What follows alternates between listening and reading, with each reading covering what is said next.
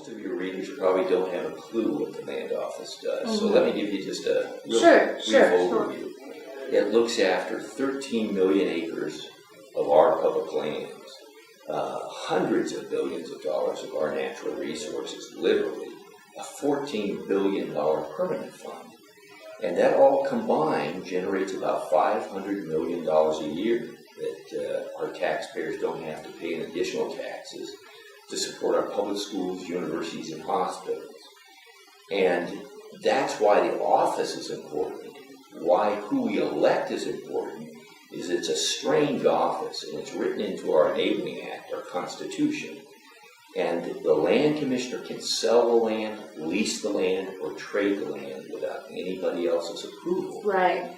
And that's very, very unusual. It's probably one of the most autonomous political offices in the United States. When I was land commissioner, I traded out of wilderness study areas, national parks, national monuments, tribal lands, where we couldn't do commercial development, and it was really inappropriate to do commercial development.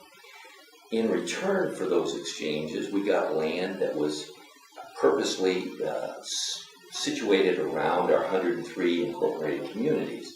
And we built concentric rings around those communities so that we could do development, earn more money for the school kids, and set a new standard for how we plan and live in an arid environment. When I was land commissioner, we did the first asset inventories of state trust lands, and I hired a group of people to be the first scientists at the land office to help us manage those lands. As part of those trades, we built up 14,000 acres in the path of development of Las Cruces. One example, we just started Mesa del Sol, the largest infill project in North America. And the idea was to do a collaborative, cooperative project with Las Cruces. Another 7,500-year project that really, again, matches the vision and dream of Las Cruces and earns a lot more money for the school kids. Well, we were term limited out. The current land commissioner came in, started an open bid process, and all of our projects were open bid. That's the way we did it. We started an open bid process, and then he dropped it a couple months into it and awarded the project to one of his largest contributors. And that just didn't sit well with me or with the community.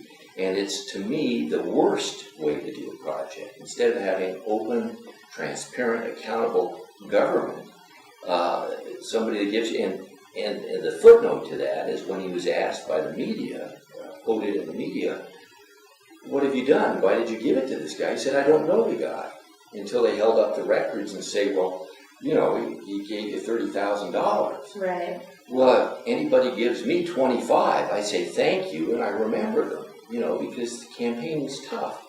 I certainly would remember somebody that gave me $30,000, and I think that person was remembered as well, just in an unorthodox way. Another example is during this last Christmas holiday, one of the most biologically rich and important areas of northern New Mexico, a place called White's Peak, was traded away in the dead of the night with no public participation, no transparency. It's a place where hunters and fishers and recreationists have used that area for generations. And not only used it, but it's an important part of the fabric of life in that area of the state, where people are able to harvest wood.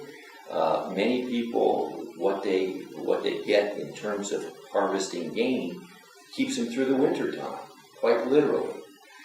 And that was traded away. And when I was land commissioner, we made state trust lands available to every hunter and sportsman that had a legitimate New Mexico hunting license.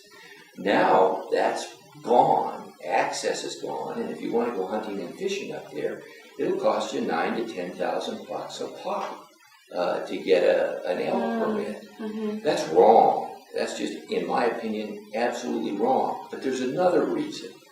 We've had enough land thefts in New Mexico. But what also is wrong is we're fighting tooth and nail to get every job that we can get in New Mexico. And that area represented a really significant economic engine because it attracted sportsmen from all over the country They'd come to White's Peak in that area, was along the Mora, Colfax area, counties, one of the most depressed and highest unemployment areas in the United States. People would come in, buy gasoline, buy motel rooms, buy food in restaurants, and then they'd leave. So it really supplied a significant amount of income to that it's one of the most beautiful places on the planet, but challenged in terms of jobs, and now it's gone. Well, and again, in an open and transparent manner, 95 to 98% of the revenue that comes to the land office comes from oil and gas. And so it's educated, those funds have educated virtually every young person in the state. It's really an important source of revenue. And the good news for New Mexico is 85 to 90%, I'm told by the experts at New Mexico Tech, the university there, is still in the ground. We've harvested the top 10%, the easiest.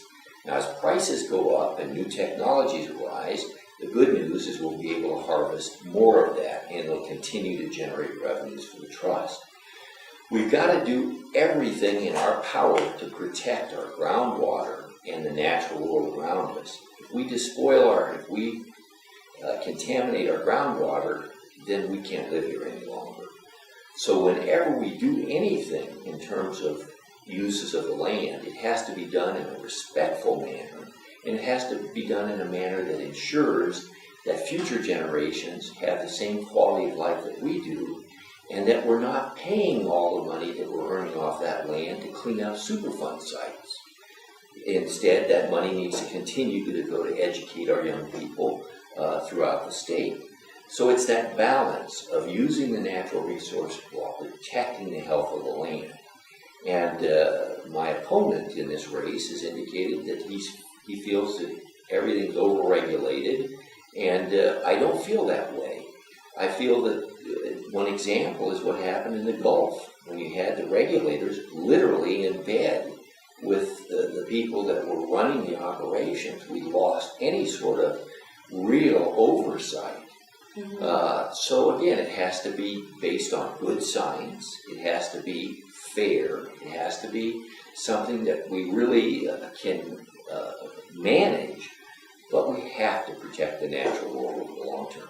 The good news is we have as much renewable energy in New Mexico in terms of biomass, in terms of geothermal, solar and wind, as any place in the country. So as we increase our portfolio of energy sources, it'll take some of the pressure off of having to make all the money from oil and gas.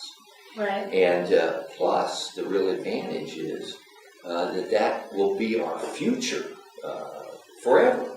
Solar forever. Wind forever. And our geothermal may be the crown jewel of all because of all the volcanic activity.